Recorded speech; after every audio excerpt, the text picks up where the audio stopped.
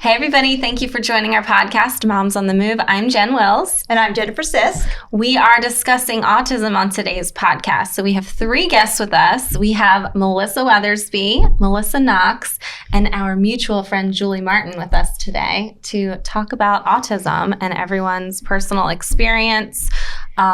You two are with the South Carolina Autism Society. And so we are grateful to have you. Thanks for coming, everyone. We're happy to be here. Thanks for having us. So all 3 of you have personal experience with autism, your children. Yes. Yeah. Mm-hmm. Yeah. Do you want to start and just tell us a little bit about? Yeah, so I have 3 kids, and I have Easton, who's 10.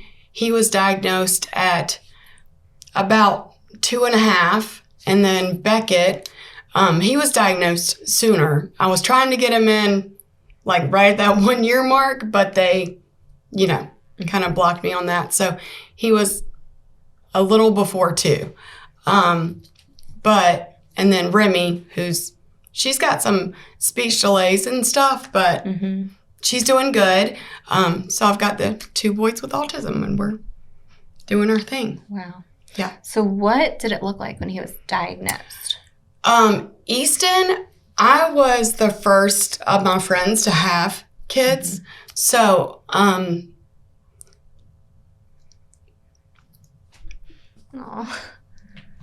It's okay. We all feel this way. Yes. That's why we're here. I didn't really realize something was wrong until his 2-year-old birthday. And like all the other kids came, and I was like, yeah, he's not like the other typical kids. So that's when we really realized something was different.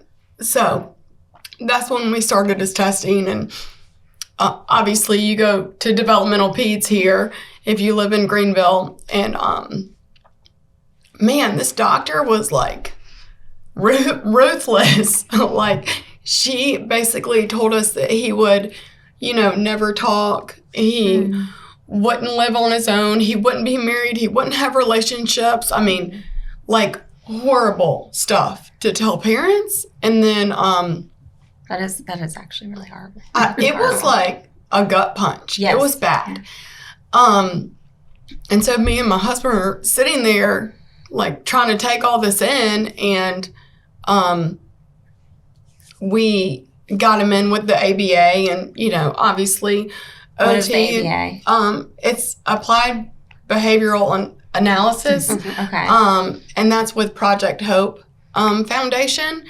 And it's basically for my kids, because not everything is obviously across the board best for every child, but has been a game changer in the way my kids learn and all that. So we got him in to Project Hope Foundation, and the recheck with the doctor didn't even realize it was the same kid. Like, she's like, what is going on? Like, because he had nonverbal at 2 when she saw him. Some little other issues, I'll say. But then at the recheck, he knew his ABCs. He was talking. He knew his numbers. Like, and he was when just was the recheck? It was a year later. A year later. Okay. And not saying that everything is that fast, but I feel like Easton had it in him. He just didn't have the communication part. He couldn't get it out. So obviously he'd get frustrated. But everything since we found Project Hope has been way easier on us, and on them to learn how to communicate and do their best work. But so is Project Hope a school or like a doctor's? They have a school. Is that where the boys go? That's where the boys go. Okay. Yeah. They both go to, they're in the BTG program, which is all the kids have a diagnosis in that class.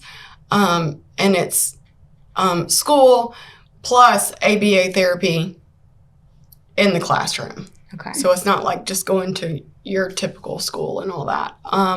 So yeah, they both go there. They've been there ever since. Well, and I know you told me they have like opposite super skills. Yes, yes. So Easton is like a whiz at math. Like, you can put something out in front of him and it's just like clicks really quick. He hates reading. He can't stand it. He'd rather somebody else just read for him. But then you have Beckett, who is a super reader. And he's just like, can look at a word and he just knows. Yeah. So, and he hates math. So, yeah. So, but Beckett can tell you everything about the solar system and every dinosaur, like, that ever lived. He knows their name. Like, if you give him a picture, he'll know who it is, like what dinosaur it is. So, and Easton's into video games. So what is your experience then, personally, before we get into the Autism Society? Thank you. I have two sons. One is 24. He's the one that's on the autism spectrum. He's a college graduated cum laude. But I say this now, but like Julie was saying, early intervention is so key. He also had ABA therapy through the school and was self-contained, meaning he wasn't in a regular classroom. He was suspended many times for behavior. He's actually very, very bright in math and statistics is his thing. In fact, you graduated with a statistics degree. But his behavior was just sensory-driven, meaning too much noise or a big rule follower. I mean, so if anything was like a little bit of gray area, that's the rule. Why are you late? Why can't we do this? So that kind of thing. So when I tell people, that he's a college graduate, like, oh, wow, he still has some shortcomings. All of his soft skills, the interpersonal skills, we're still working on those. I mean, he can do math like nobody's business.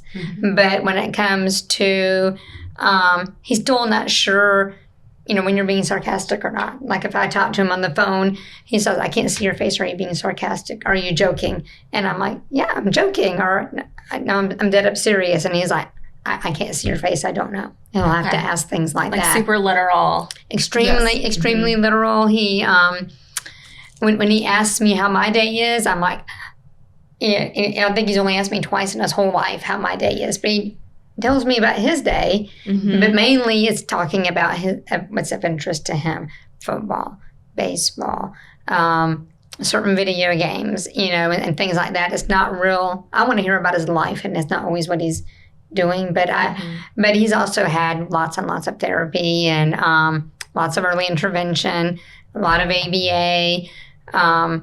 He had a class and.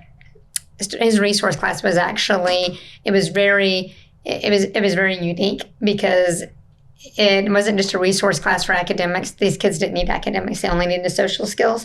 So they would pull him and the other kids too for just social skills. And that was a game changer. I mean, he told me, finally, somebody understands me. And they have a curriculum that they would go through. And I think without that, he would not be where he is today. I can help him, but only so much. I'm not a therapist. I'm not a teacher.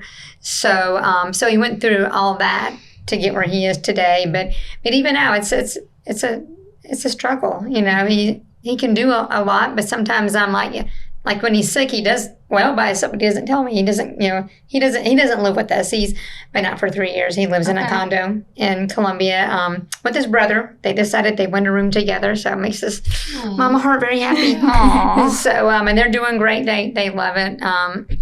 So they do well, and they're friends. But his brother does not have autism, so his brother is more of a social butterfly, has a girlfriend, has friends and things, and they don't do everything together, but yet they're together. Yeah. So so I'm very happy for that. But kind of like Julie is probably now, I'm going, will he drive? Will he finish high school? Can he do it academically? Of course. Will his behavior stop him? Will he go to college? Absolutely, he'll go to college. Will he get a job? I don't know. And now he has a job at the zoo and food service. Now, he did graduate in 2020, which sucked. Yeah. But he's trying, to branch out and use his degrees in statistics and a minor in risk management. But it's been difficult because of the soft skills. So he made a decision to start disclosing he has autism, which was difficult for him. So, but he is doing that now. But, we'll see where it goes. Right now, he does have a job, but it's not in his field. But he's I wouldn't say he's okay with it, but he's accepting it for right now. Yeah. We have a lot of moms, I feel like, that listen to this that have younger kids. So I feel like hearing from you with your older boys, how your boys are older too? Son? My son is 22. Okay. He has a very unique story. He was a full code. So they resuscitated him 6 feet from my bed. We had no idea what was going on, but he was always different. Like as a baby, he wouldn't let me hold him. Like he would scream. Like you, as a mom, you want to hug your baby. Oh, right. He would not tolerate it. He was only happy when he was in his bouncy chair. And I was like, okay, this is fine. We'll figure this out. We'll tease this out. It just never changed for him. He wasn't diagnosed until he was 5. He had no meaningful language until the age of 5. And we were lucky enough that I suppose I'm just that tenacious, some people would say. We went to the university level because we lived in Indiana and there was no one that could tell me what this was. And there was a psychiatrist. He exclusively worked with children with autism. He said, this is autism. And I said, what is that? 20 plus years ago, you didn't know. I knew no one with autism. Is that how you felt? Well, because you were the first friend. I was the first friend, but it was becoming more known. Basically, the Real Housewives of New Jersey. Like, I know this sounds crazy, but the mom was on there and her son, Nick, was diagnosed. And Jacqueline. That's what made my mind click to this is what this could be. But 20 years ago, There's no awareness back then. And it's very isolating. And I was devastated. And honestly, the one thing that I always share with my families is that this psychiatrist, he told me, he said, Melissa, having your child diagnosed with special needs, it's like a death. But you know what it's a death of? Your expectations. So he said, we have to throw away the image and focus on what is. And that meant so much to me. And he wrote on a prescription pad, he said, the child you have today is not the child you will have at 10. This is not the child you will have at 20. This is not the child you will have at 30. And to me, that meant so much that I had his support because I was at a loss. My son had severe behavioral issues. He was an eloper, is what we call it. He would run away. He was very sensory avoidant. He didn't know how to function in this real world. And with school, he was suspended, and then we went to manifestation several times. We had to change his placement. He had very much fear-driven behavior, and a lot of his behavior was driven by anxiety. And we know that now, that a lot of folks on the spectrum are that way. But honestly, when he was a freshman in high school, I would have told you this kid's going to be in prison or locked up somewhere, because it was so bad. But something clicked. All of a sudden, he was a different person. He was more aware. I don't know. Like, he had been in therapy since he was 18 months old. So who knows? Who knows? And we can't know what our children are experiencing if they can't voice it and they don't understand it enough to voice it. And then actually, his senior year of high school, he was the homecoming king. So he never had any friends. And I was like, when they called his name. And I will never forget this moment. My husband was like, oh my God, these people think you're nuts. I jumped up. We were at the top of the bleachers, and I ran down there, and I knocked him down, and I was hugging him, and I was sobbing, and he's like, get a hold of yourself. And it was like, I never would have thought that. I never would have thought that was possible. This kid was institution bound in my mind. I was set on that. I knew he wouldn't be able to live with me long term just because of the severity of his behavior. But now he goes to Purdue. He lives independently. And he changed his major. He always said he wanted to be an engineer. And then he said, I want to study human services because I want to help people with autism. Oh. Wow.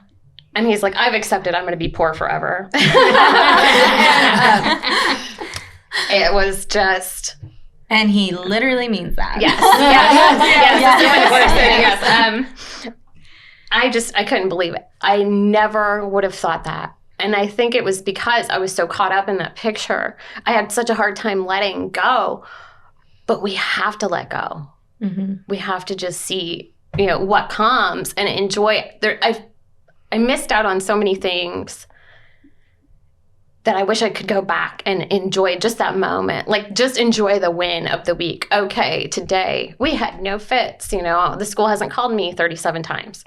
I'm sure it was such a stress of the unknown, though. It was. It's partially the unknown, but sometimes the known is terrifying. What we know about autism, what we know about people with autism, what we know about discrimination against people with special needs, especially like for us, it was the bullying issue was terrifying for me. And I wanted to go into school just, that kid, be that mom, be that Karen, if you want to call it that. But I've been called Karen. Yeah. But I knew at the same time we have to give each other grace.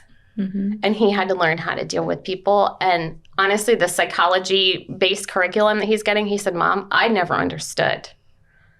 He's like, I never understood what people were thinking, and these classes are helping me a lot. That's amazing. That's right. And, for the first time, he's not looking at me if I cry like I am this insane, delusional woman that needs, because he doesn't understand. Because he doesn't understand. And he's like, oh, okay, I get it. Before he would remove himself because he didn't want to deal with me, or he'd get my daughter, she's 5 years younger than him, and he'd say, go hug mom.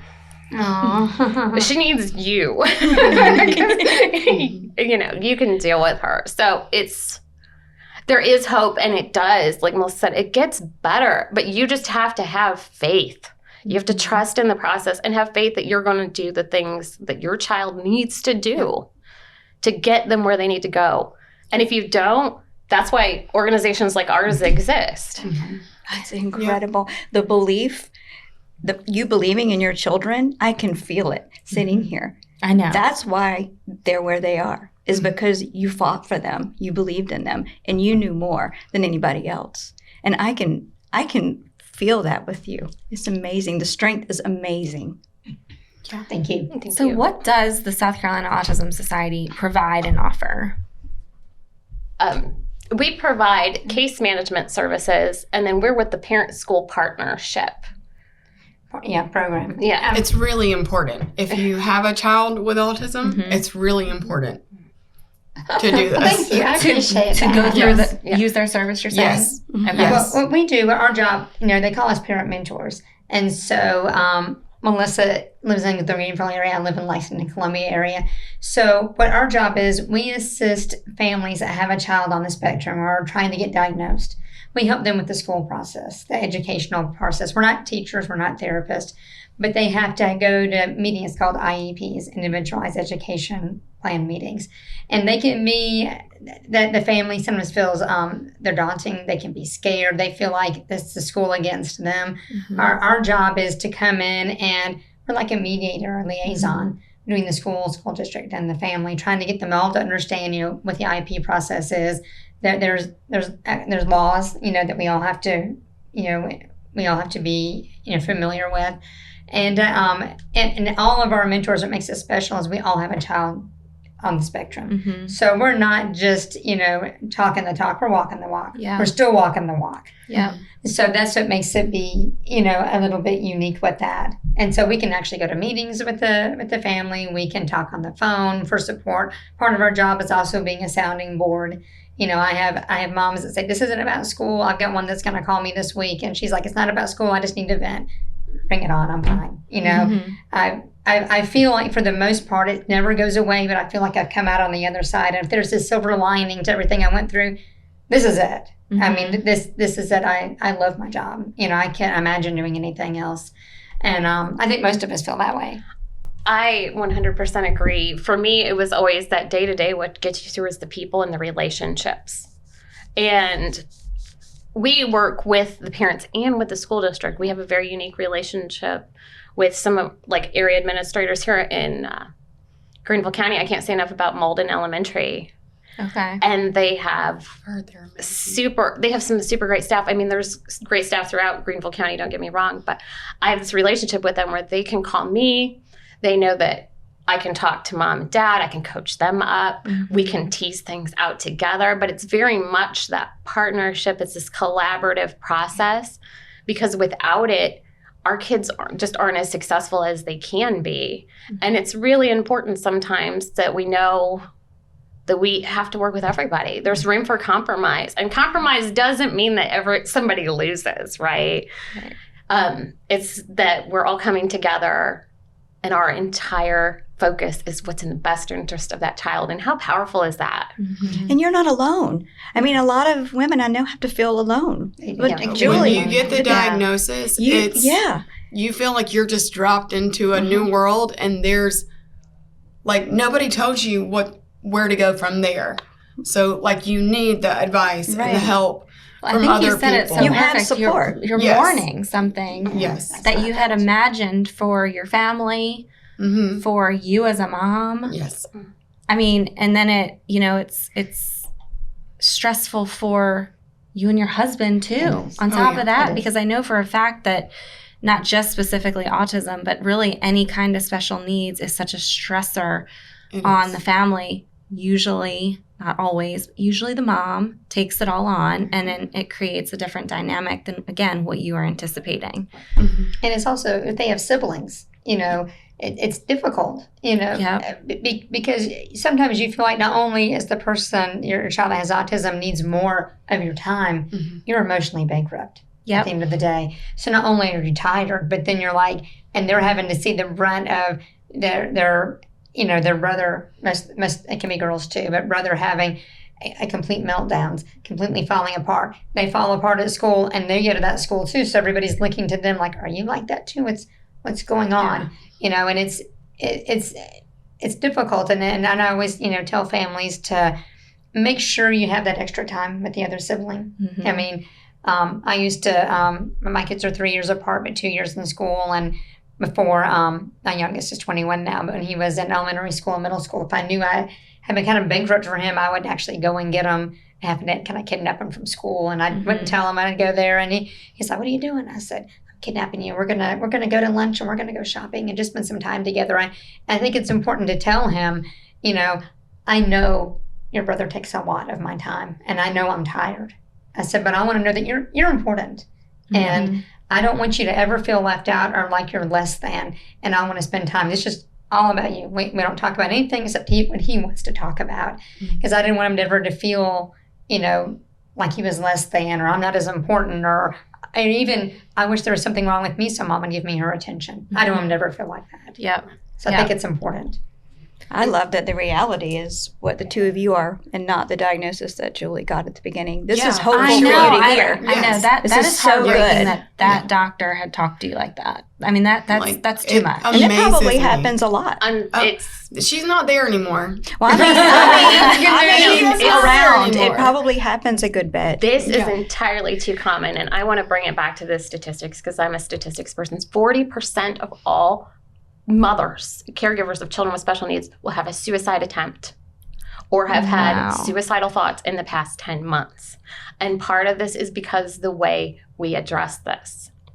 We need physicians who have great bedside manner to get into this and say, okay, so he can't go to college. Who cares? Let's address quality of life. How can your child contribute? Let's normalize not graduating till we're 21. They graduate, right? Yeah. Let's normalize it taking 8 years to go to college. Let's normalize every once in a while we all have a meltdown because we all have bad days. But until we get to this point where people hear this, I never had any hope.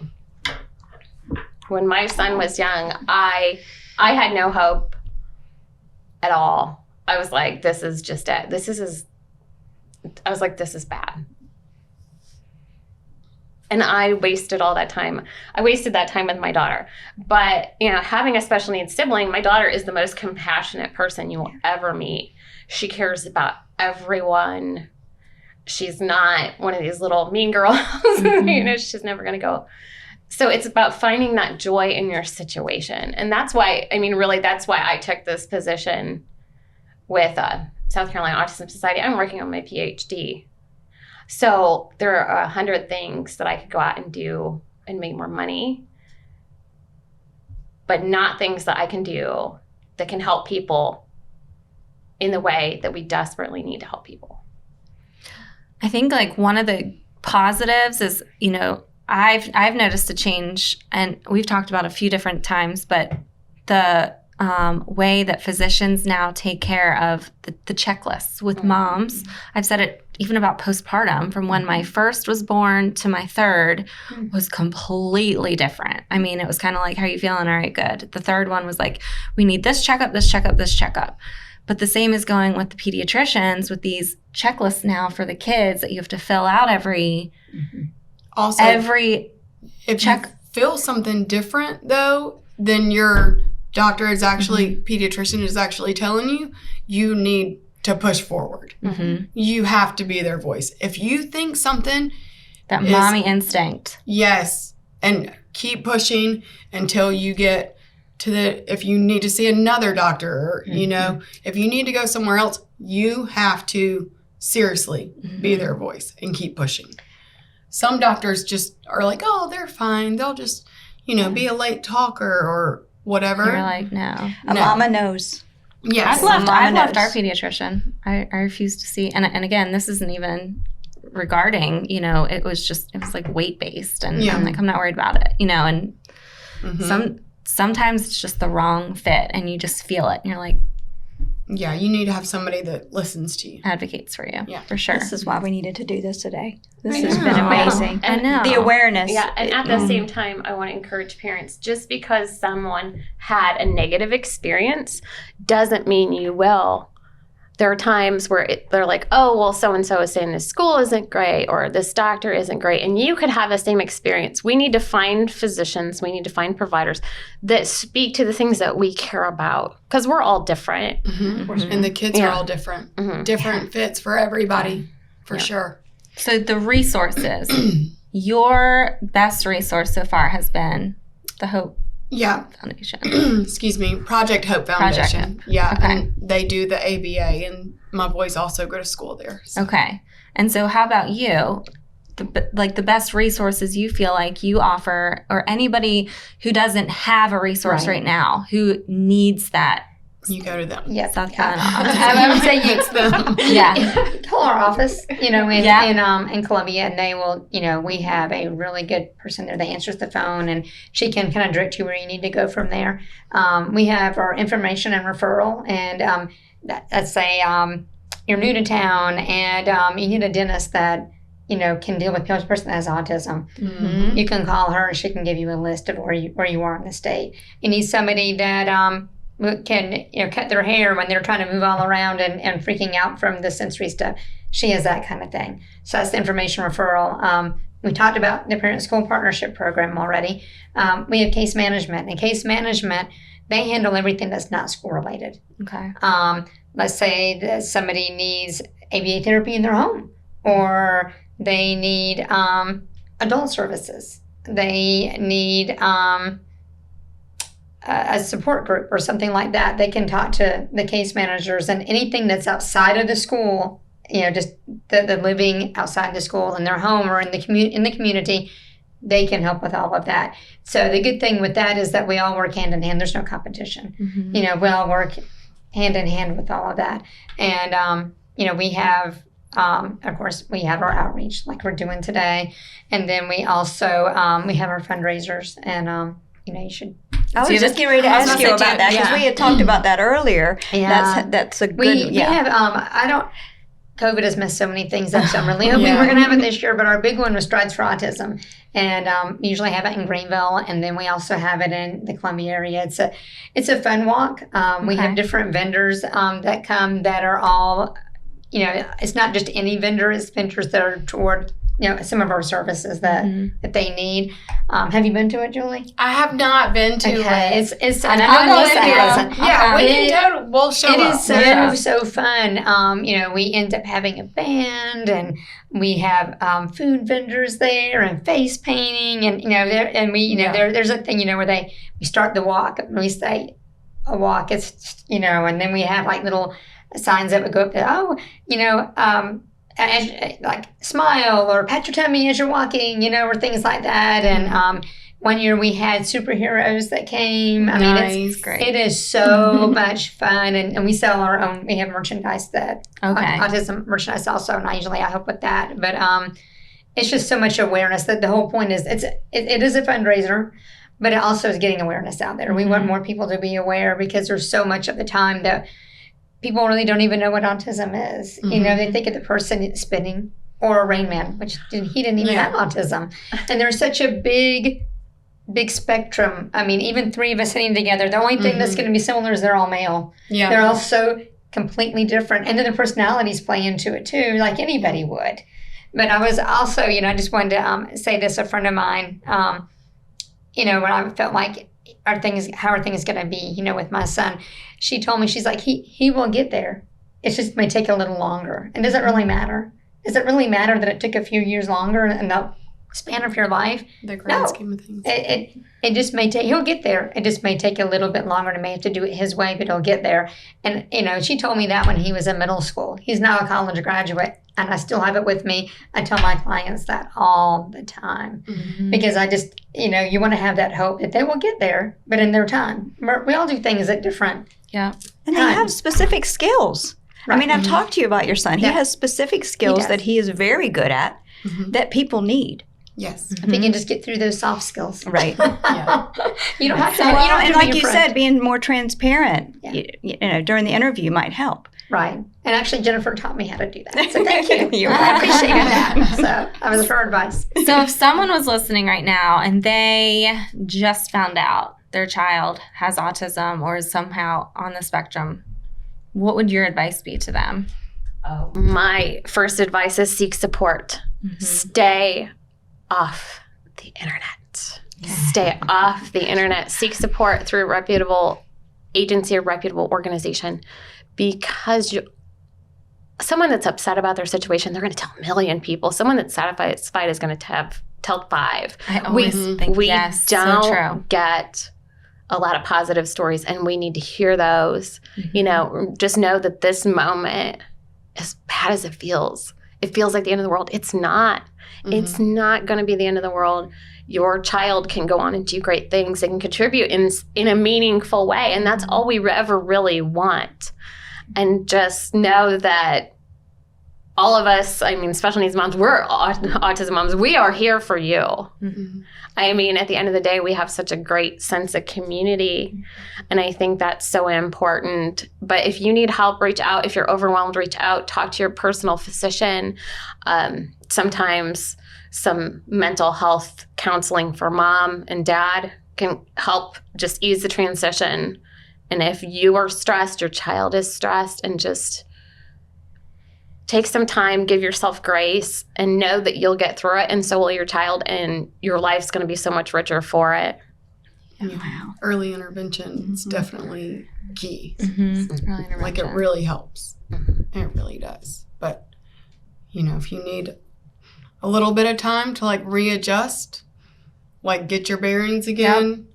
Reset and your then- expectations. Yeah, then you hit the road running. It's You an ladies honor. have been so amazing, and I feel like you should just honestly be so proud of yourself for what you're doing and giving a voice to, a group that needs to have one, and just bringing awareness. It's so important. Well, thank you for the opportunity for us to be here to talk about, our journeys, and then also the services that are out there, with the South Carolina Autism Society. I know that we all work really hard for our clients, and it's not a high-paying job. It's a hard job. Yeah. We all love what we do. Oh, it's been an honor to have you three here. Well, No, thank this you. was a great suggestion. And if they want to find out more, you can go to www.scautism.org. And do you know where Project Hope? It's info? Project Hope Foundation SC.org, I believe. Okay. There is another Project Hope, but it's that some people get the wrong search for. Okay. But just you'll notice when you go to their actual page that it's Project Hope Foundation ABA for Kids. Got it. Okay. Well, thank you so much, ladies, for coming. We want to thank our viewers for your support, and we want to thank our sponsors for making this happen for us. Nest Realty is my new brokerage, so thank you, Corinne Nickel, for supporting me. Blackacre Law Closing Attorneys, they are my go-to. Parham Smith Archenhold. We also are dressed by Southern Girl Chic, so thank you. Body Works, they offer Pilates. You need to do this. Okay. I started doing Pilates. Okay. It's really good. So they I'll offer, try it. Yes. So I've been doing Pilates over there, but they offer, all these women needs. And anyway, thank you also to our new florist, Gretchen Dobbs. She owns Penny Posies, so that was super sweet. She reached out and she provided these gorgeous flowers. So fun. So pretty. So anyway, thank you everybody, truly from the bottom of our heart, and we look forward to seeing you next time.